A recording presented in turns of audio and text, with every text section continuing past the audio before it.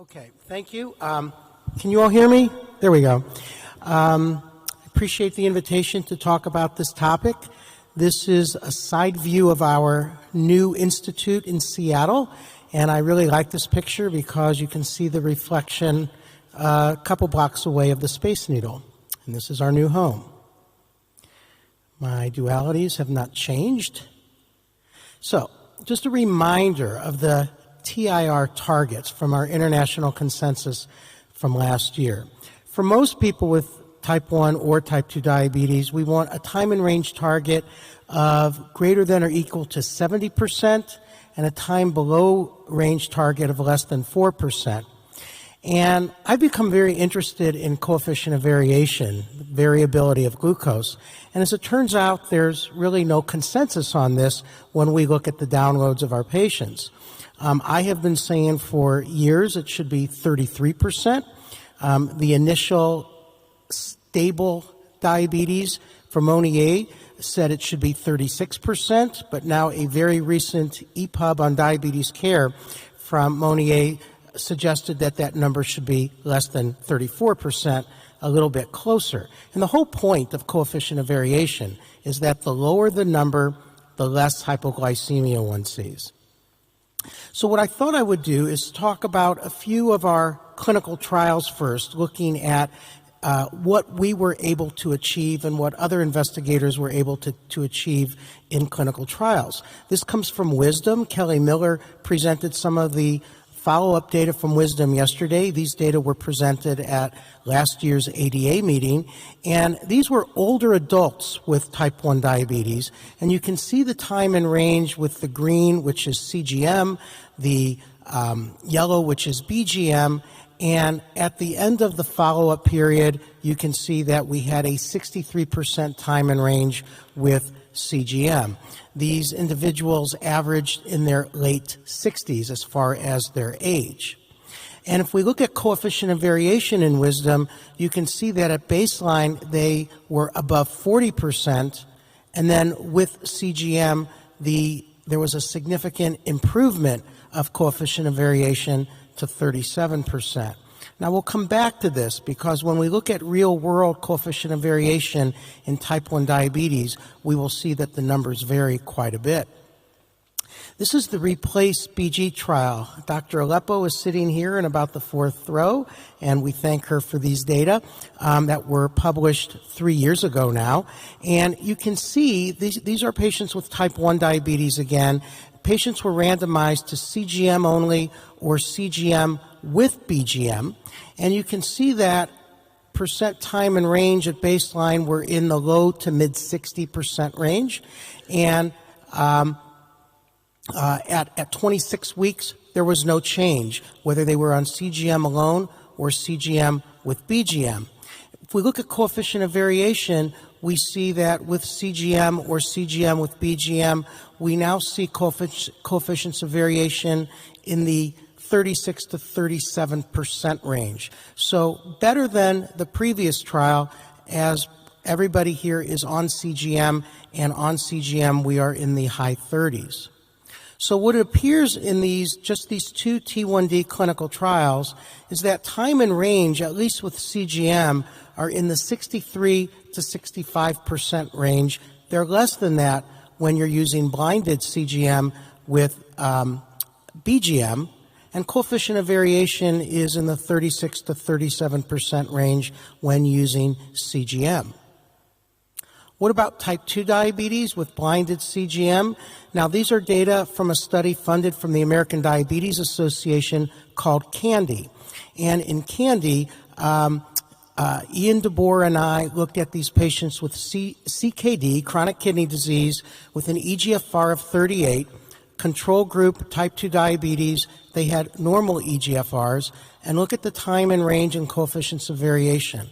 Time and range in these individuals that were either on insulin or a sulfonylurea or both. That's a very important point. These were insulin or sulfonylurea patients. They ranged from 62 to 69%. It probably, in my mind, is not an accident that the CKD patients had a lower time in range. Coefficients of variation are much lower than we see, even though they are on insulin or sulfonylureas, around 30%. Now look at the GMI.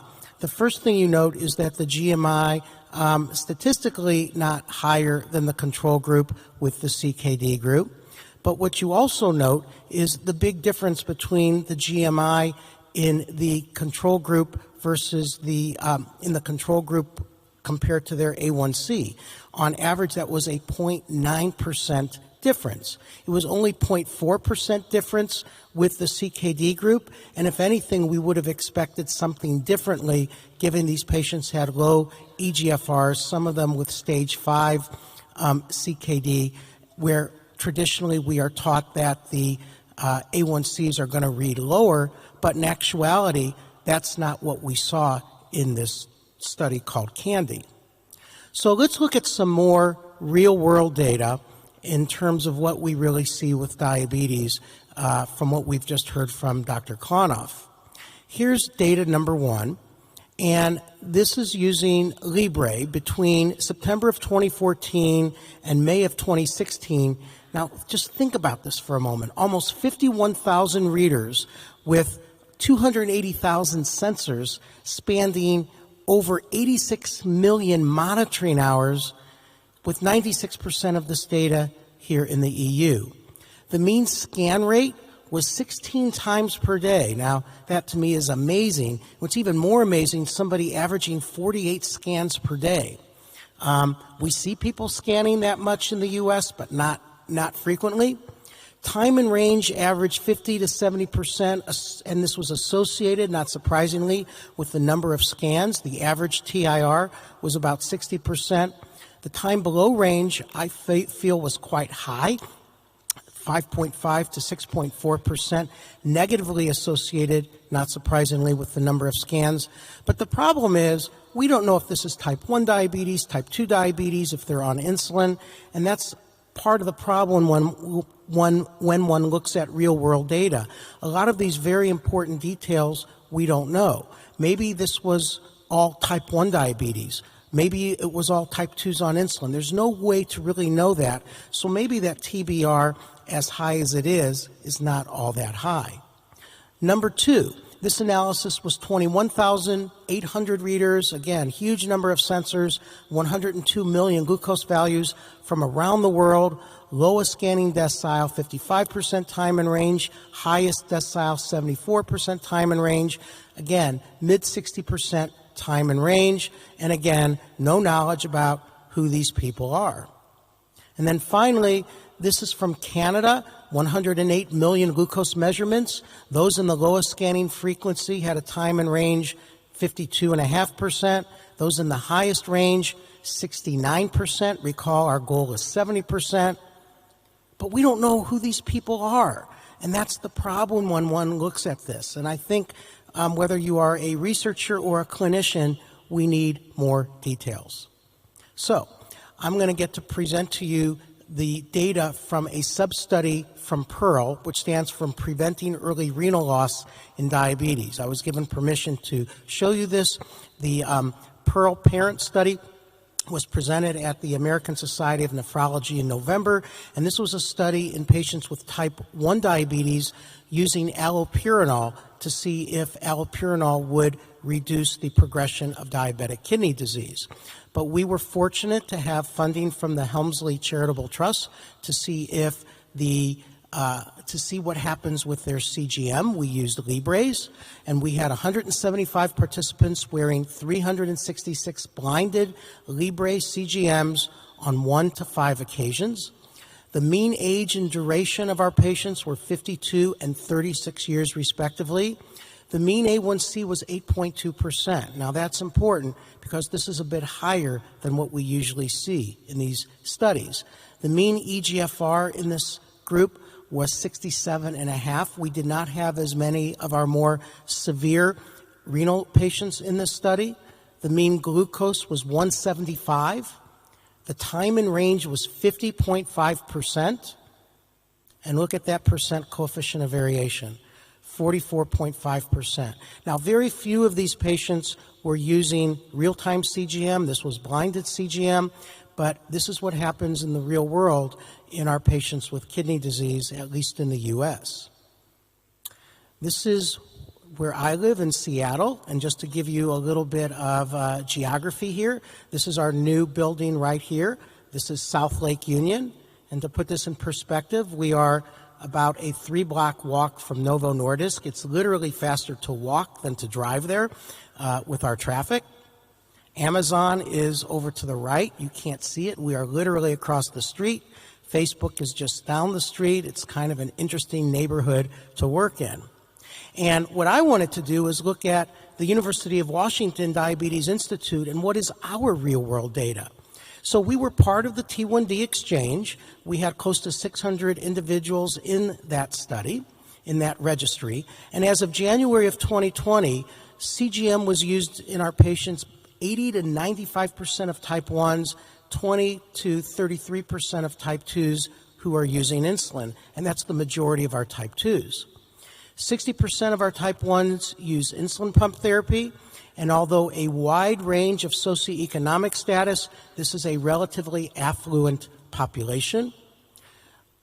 22% of our patients travel from outside the greater Seattle metro area to see us. That's well over an hour for a 30-minute clinic visit. And so I had a medical student do a summer project, always good to have free labor, and this was actually a lot of fun.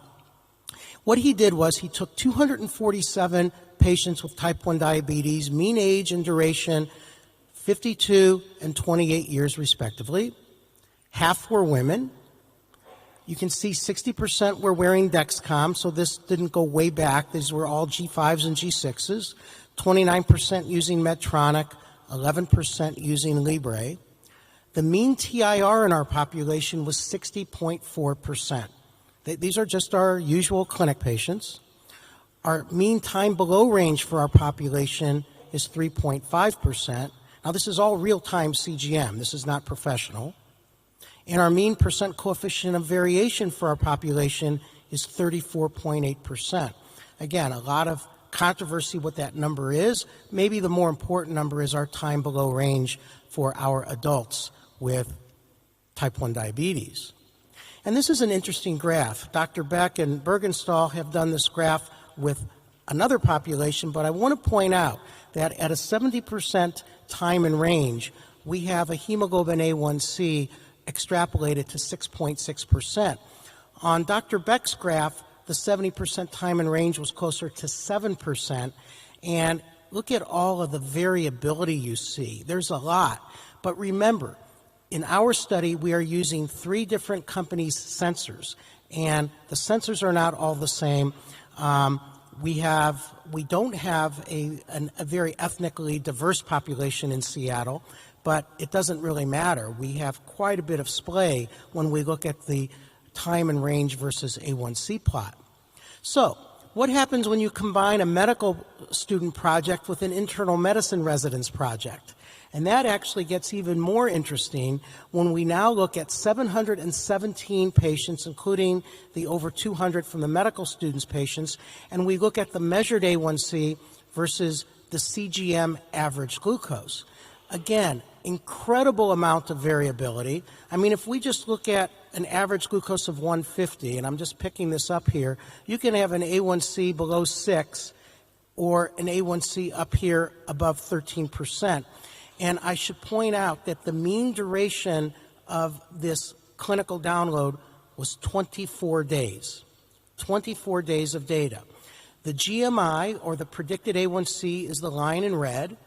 The black line was our measured A1C at the University of Washington, an HPLC assay, and you can see that the lines are a bit different. There's another way to look at this data, looking at the predicted A1C or GMI versus the measured A1C. And what you can see here is that when you look at the delta, the difference between predicted and measured, over half of our patients are a half a point A1C off. Let me repeat that. 51% of our patients, their measured A1C was a half a point different than their predicted A1C, and 22% of our patients were more than 1% off predicted versus the GMI, or predicted versus the measured A1C. So which one is the patient supposed to accept? Which one is the physician supposed to accept? Which one is the payer supposed to accept, since we are now being graded on this? These, I think, cause a lot of very important questions when we looked at the predicted A1C versus the actual A1C that are measured. So I call this discordance, and I would call a 0.5% discordance quite concerning, and certainly a 1% discordance is clinically significant. This is a big deal, I think.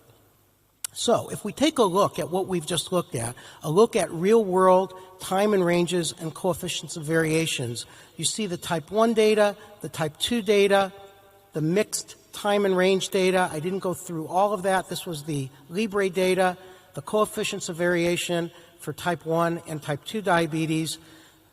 This is the Pearl data with the lowest time and range and the highest coefficient of variation. And at the University of Washington, our mascot are the Huskies. This is our time and range, and I was actually quite pleased with our coefficient of variation at UW. My question, are our time and range targets that we identified last year, are they reasonable? That, I think, is the main question. My conclusion is that real-world time and ranges in adults in at least the subject studies are below target. Yet our target of 70% time and range, at least to me, seems to be an achievable goal right now, and I think we got it right with our consensus last year. The percent coefficient of variation in type 1 diabetes can be quite high, yet a target of 33 or 34% also seems to be an achievable goal in type 1 diabetes in adults. While there are numerous reasons one may have a clinically significant A1C discordance, and the literature right now is not clear how common this is in real life, clinicians need to appreciate this can happen, and thus these patients need to be identified. I have had more than a few patients where over the years their A1Cs have read lower, they've actually had a discordance, and I've been burned because I thought they were doing much better than they were, and that is really the beauty of CGM. So, thank you very much. This picture was taken just above where I live in Bellevue, Washington, and I appreciate all your attention.